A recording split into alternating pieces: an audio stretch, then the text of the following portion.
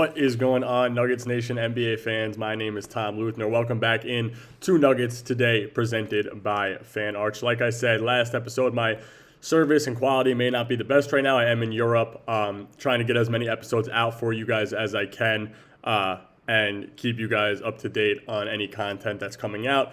I know these are going to be a little bit behind strictly because I did make some episodes before I left, so these are going to be a little outdated, just a few days, but NBA University is what we're going to start with, and their page on X. If you don't follow them and you have X, you really should on Twitter. They're a great page. They have probably the best stats I've seen, and they are super advanced. And the most recent stat or post they had was Denver's over-under, the updated power rankings, and so be it, but Denver is at 53 and a half games now. I believe the original was at 51 and a half. The schedule also came out, which is what I'm going to get into next episode. But I think that's a doable over-under for Denver to hit the over. I think that Denver's such a good team. I know that the Western Conference is so stacked this year, and I've been covering that constantly. I think there are 12 teams in the Western Conference that are good. Maybe I'm thinking too highly of some teams closer to the bottom, but I do think the Western Conference is going to be good. I think that a team to look out for if they're healthy could be the Pelicans. Obviously, the Mavs are great, or they could be great when Kyrie comes back. The Rockets are going to be great, in my opinion. The Thunder are good. The Warriors might take a little bit of fall-off, but who knows what happens with the Kuminga deal. Maybe they get to trade him for Malik Monk. And if they get Malik Monk and they're able to sign Al Horford, I think that they're in a very good position. I do think they're beatable for Denver, but you have to look out for teams like the Rockets, teams like the Thunder, the Clippers, who are going to have a great 10-man. So I think that 53.5 is a doable, over-under for Denver. I think that can easily, not easily, but if everybody stays healthy, God willing, knock on wood, is playing this year, and Cam Johnson and Tim Hardaway and Bruce are really the guys that we think Denver, or they can be for Denver. I think that Denver's going to be in a great spot, and they'll be able to hit that over-under. Now, something else I want to talk about is the pick pairs for last year. So what I mean by that is a stat came out of the top 10 most efficient pairs of screeners that led to, or I guess combos that led to either a shot, foul, or turnover in 2024, 2025. The top 10 is out. So the list is going based off of points per direct pick, which means that whenever a pick was set, these would be the amount of points that were scored per direct pick. And there are 6 Nugget combos from this past year in the top 10. 6 out of 10 combos are Nuggets players, obviously including Jokic, because he is literally the best player in the NBA. It's not even close. He's one of the best players I've ever watched, if not the best player I've ever watched with my own eyes. And the combos are actually a little interesting to me. So there's 2 combos that are, former Nuggets who are now no longer Nuggets, obviously. The first combo is obviously Jokic and Murray. They're at 1.59 points per pick. Obviously, that's one of the best 2-man games in the entire NBA. Number 2 is one former Nugget, and that is MPJ and Jokic at 1.32 points per pick, that's interesting to me because I felt like MPJ wasn't the biggest ball handler. Obviously I knew he did handle the ball when Denver needed him to, but in my mind, I just thought of him as the guy who stayed in the corner. Obviously, I watched the games, but you don't think that he would be in a top 10 pick combo when it comes to points per pick.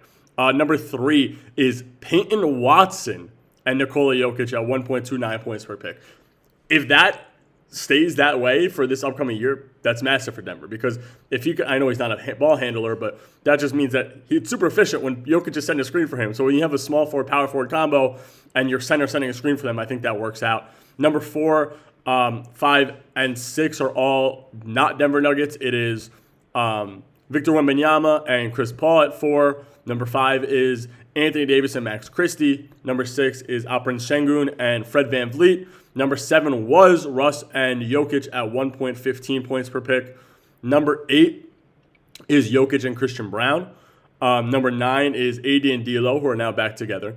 And number 10 is Jokic and Julian Strawther at 1 point per pick. And I think that the Strawther stat sort of blew me away a little bit, but I think that could lead to massive things for Denver. I really do. I think that it can open up so many things, and that's this next topic I want to get into right here, is the fact that Julian Strawther is there. And I was reading the comments on the post, and everybody was blown away by Julian Strawther. But I wrote down what I feel about that and how I feel. And I think that it's great to see Strawther there because, like I've been covering constantly, and like I told you guys, I talked to Rachel Strand, who's a beat reporter for the Nuggets, and she brought up the same point. Julian Strawther has been training, and it looks like they want him to maybe get some backup ball handling minutes. Now, I think that opens up so many different opportunities for Denver. Now, it's going to, another topic I'm going to get into is this next topic, which I'm not hopping into yet, but Julian Strawther is going to be a part of that, in my opinion. I would love to see him putting the ball on the floor more. Like I said, I think that he could be a Jordan Poole-esque player for Denver, especially on that Warriors championship team. Poole was massive for them coming off the bench.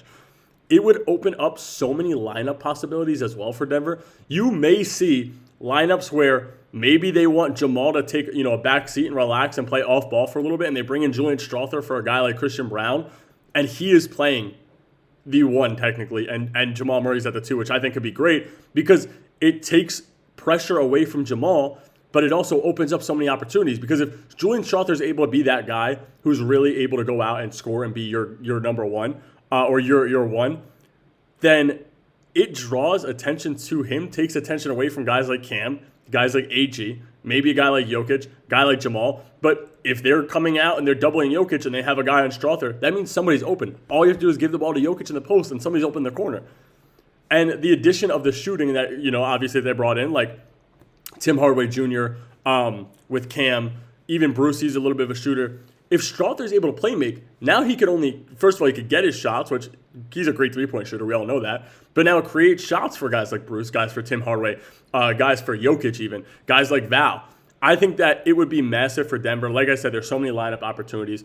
And this last topic I want to hop into is something that, sort of goes hand in hand in that. And that is that CT on X, who's, actual genius when it comes to Nuggets basketball and basketball in general, was speaking about the utilization of the 3-man game for Denver and how they can easily capitalize on it because there are so many different combos and sets you could run with your team. Obviously, you have the 3-man of AG, Jokic, Jamal, where those pick and rolls, pick and pops, inverted screens are going to work out.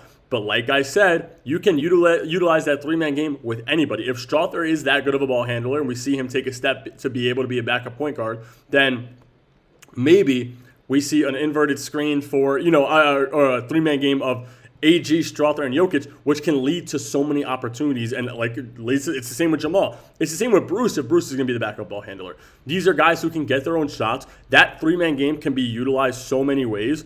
And if Christian Brown is as efficient from the 3-point line, that 3-man game could turn into a 4-man game, and Christian Brown could be open on the other side of the court. And obviously Jamal, obviously Jokic have their court vision. AG.